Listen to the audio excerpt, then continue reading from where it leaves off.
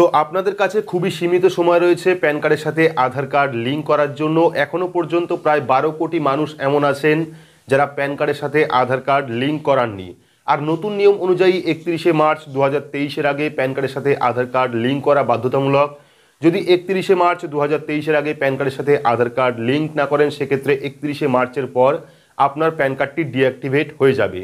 এরকম সমস্যা হয়তো অনেকেরই আছেন যারা এখনও পর্যন্ত 1000 টাকা পেনাল্টি দিয়ে প্যান কার্ডের সাথে আধার কার্ড লিঙ্ক করাতে পারেননি।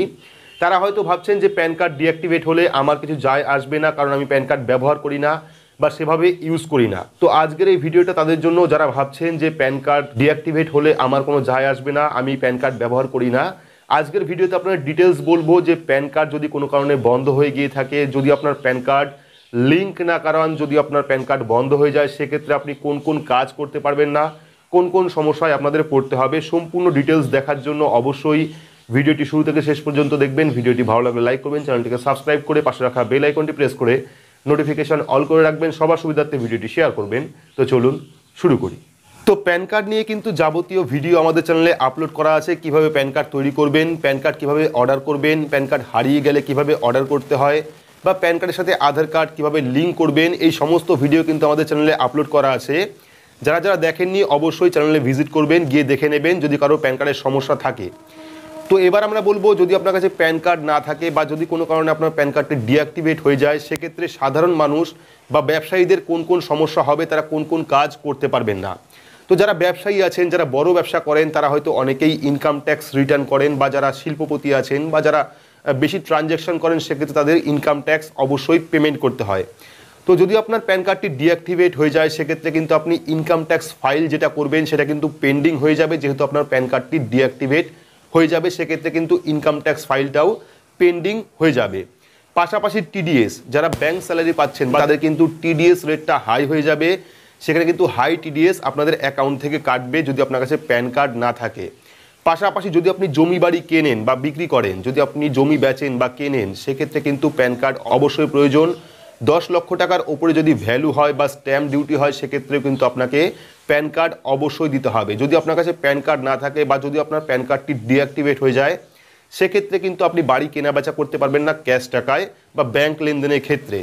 পাশাপাশি যদি আপনি নতুন ব্যাংক অ্যাকাউন্ট ওপেন করতে যান, নতুন যদি কোনো সেভিংস ব্যাংক অ্যাকাউন্ট বা কারেন্ট ব্যাংক অ্যাকাউন্ট ওপেন করতে যান, সেক্ষেত্রে কিন্তু আপনার অবশ্যই প্যান কার্ড থাকতে হবে।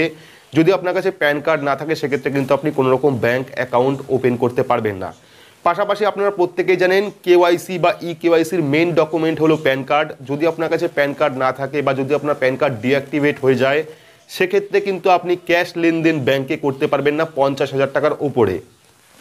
যদি আপনার ব্যাংক অ্যাকাউন্টে আপনি 50,000 টাকা ক্যাশ জমা করেন, সেক্ষেত্রে আপনাকে প্যান কার্ড দিতে হবে বা প্যান কার্ডের কপি দিতে হবে। যদি আপনি ব্যাংকের থেকে 50,000 টাকার বেশি উইথড্রল করেন, সেক্ষেত্রে কিন্তু আপনাকে প্যান কার্ড শো করাতে হবে। তো সাধারণ মানুষরা কিন্তু অবশ্যই ব্যাংক অ্যাকাউন্ট ওপেন করে।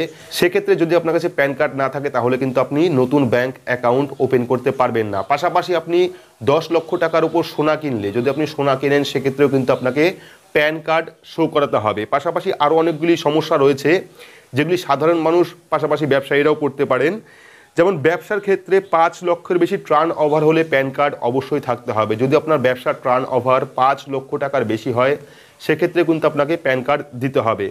পাশাপাশি মিউচুয়াল ফান্ড, বিনিয়োগ, এলআইসি, এইসব ব্যাপারে যারা হাই অ্যামাউন্ট দিয়ে করেন, এলআইসির প্রিমিয়াম যারা হাই অ্যামাউন্ট দিয়ে করেন বা মিউচুয়াল ফান্ড শেয়ারে বিনিয়োগ করেন, তাদেরও কিন্তু প্যান কার্ড অবশ্যই থাকতে হবে। যদি আপনি ব্যাংকে ফিক্সড ডিপোজিট করান বা এলআইসি কোনো প্রিমিয়াম করান হাই অ্যামাউন্টের 50,000 টাকার ওপরে, সেক্ষেত্রেও কিন্তু আপনার প্যান কার্ড থাকতে হবে। যদি আপনার প্যান কার্ড ডিঅ্যাক্টিভেট হয়ে যায়, সেক্ষেত্রে কিন্তু আপনি ফিক্সড ডিপোজিটের টাকা বা এলআইসি প্রিমিয়াম পেতে সমস্যা আপনার হতে পারে। পাশাপাশি রয়েছে যারা গাড়ি কিনবেন, 4 চাকা গাড়ি কিনবেন বা 3 চাকা অটো কিনবেন, 4 চাকা বা 3 চাকার ক্ষেত্রে যদি আপনি কিনতে যান বা বিক্রি করতে যান, সেক্ষেত্রেও কিন্তু আপনাকে প্যান কার্ড অবশ্যই দিতে হবে। তো প্যান কার্ড ছাড়া কিন্তু আপনি নতুন গাড়ি বা পুরনো গাড়ি 4 চাকা হোক বা 3 চাকা, সেগুলি আপনি কিনতে পারবেন না। তো এই সব সমস্যায় কিন্তু আপনাদের পড়তে হবে যদি আপনার প্যান কার্ডটি ডিঅ্যাক্টিভেট হয়ে যায়। পাশাপাশি রয়েছে যদি 50,000 টাকার উপরে কারোর পলিসি থাকে, 50,000 টাকার উপরে যদি কারো বিমা পলিসি, এলআইসি পলিসি থাকে, সেক্ষেত্রেও কিন্তু আপনাকে প্যান কার্ড শো করাতে হবে। তো এই সব সমস্যায় কিন্তু আপনারা পড়তে পারেন। যারা যারা এখনো পর্যন্ত প্যান কার্ডের সাথে আধার কার্ড লিঙ্ক করাননি, যারা ভাবছেন যে প্যান কার্ড ডিঅ্যাক্টিভেট হলে আমার কোনো সমস্যা হবে না যেহেতু আমি প্যান কার্ড ইউজ করি না, তারা ভবিষ্যতের কথা ভেবে অবশ্যই এখনই 1000 টাকা পেনাল্টি দিয়ে অনলাইন থেকে প্যান কার্ডের সাথে আধার কার্ড লিঙ্ক করিয়ে নেবেন। না হলে পরবর্তী সময়ে 31শে মার্চ 2023-এর পরে যদি আপনার প্যান কার্ডের সাথে আধার কার্ড লিঙ্ক না থাকে, সেই প্যান কার্ড যদি আপনি কোথাও ইউজ করেন তাহলে কিন্তু আপনাকে সরাসরি 10,000 টাকা ফাইন দিতে হবে। তো আপনারা 1000 টাকা দিয়ে অবশ্যই প্যান কার্ডের সাথে আধার কার্ড লিঙ্ক করিয়ে নেবেন। কিভাবে করাবেন এই নিয়ে কিন্তু ডিটেলস ভিডিও আমাদের চ্যানেলে আপলোড করা আছে, গিয়ে দেখে নেবেন। তো সম্পূর্ণ ইনফরমেশন আপনাদের কেমন লাগলো বা সঠিক হলো কিনা অবশ্যই জানাবেন ভিডিওর কমেন্ট বক্সে। তো আজকের মতো এইটুকুই, ধন্যবাদ।